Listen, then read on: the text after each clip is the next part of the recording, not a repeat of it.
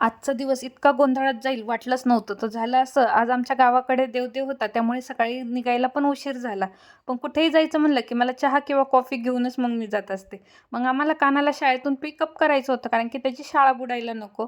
मग त्याला घेतलं आणि आम्ही गेलो घरी. घरी गेल्यावर कानाला काहीतरी खाऊ घालावं म्हणलं, कारण की तो परत खूप चिडचिड करतो, म्हणून कलिंगड चिरलं. त्यांनीही खाल्लं, मीही खाल्लं आणि ते पुढे गेले होते. मग मी मागून गेले. ऊन तर खूप होतं, पण मला बघता क्षणी काना इतका पळत आला ना जवळ, की बस. हे बघा, खंडोबाचा देवदेव होता, तर हा बघा कसा घेऊन उभा होता. नंतर त्यांनी सगळ्यांना भंडारा वगैरे लावला आणि रानात देवदेव होता झाडाखाली आणि खूप छान वाटत होतं.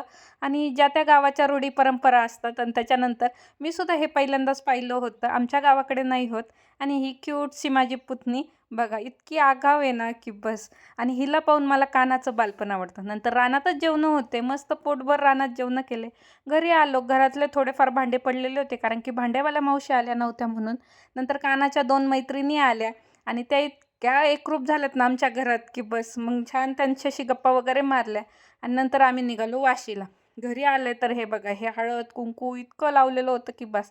म्हणलं चला चेहरा क्लीनअप करून घेऊयात, म्हणजे फ्रेश वाटेल. आणि असं होतं आमचा गोंधळातला दिवस. व्हिडिओ आवडल्यास लाईक, शेअर, सबस्क्राईब नक्की करा. बाय.